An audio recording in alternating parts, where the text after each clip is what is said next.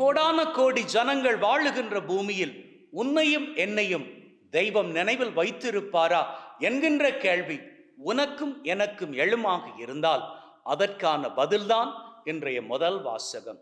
எபிரேயருக்கு எழுதப்பட்ட கடிதத்தில் 2வது அதிகாரத்தில் ஆண்டவராகிய கடவுள் நம்மை நினைவில் வைத்திருக்கிறார் அப்படின்னு 6வது வசனம் நமக்கு தெளிவுபடுத்துகிறது.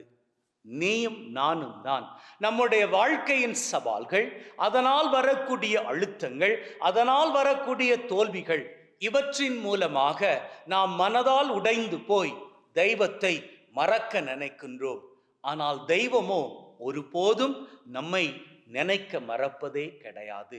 நீயும் நானும் வேண்டுமாக இருந்தால் நம்ம கிட்ட இருக்கக்கூடிய திறமைகள் அடுத்தவர்களோடு ஒப்பிட்டு பார்க்கின்ற வேளையில் குறைவாக இருக்கின்றபடியினால் நானும் நீயும் அடுத்தவர்களை பொறுத்த மட்டில், ஏன் ஆண்டவனை பொறுத்த மட்டில் கூட பெரியவர்கள் கிடையாது அப்படின்னு நினைத்து கொண்டு இருக்கலாம்.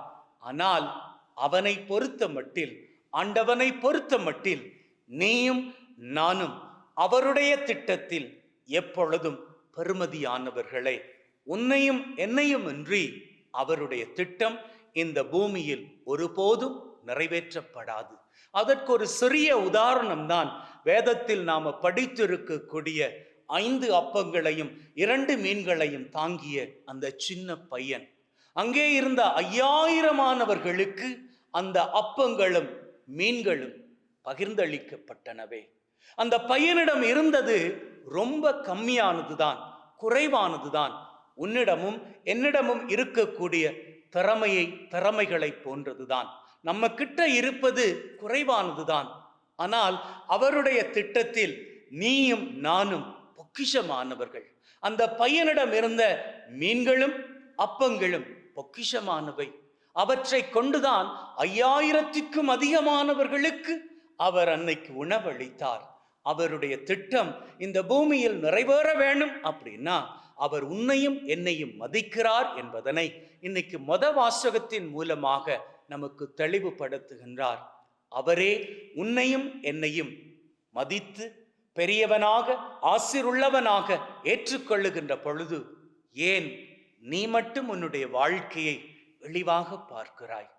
ஏன் நீ மட்டும் உன்னை தோற்று போனவனாக பார்க்கின்றாய்? என்னுடைய அன்பு மகனே, மகளே, நீ குறைவானவன் கிடையாது, நீ இழிவானவன் கிடையாது, நீ தாழ்ந்து போனவள் கிடையாது, நீ ஏமாற்றப்பட்டவள் கிடையாது, நீ தோற்று போனவள் கிடையாது.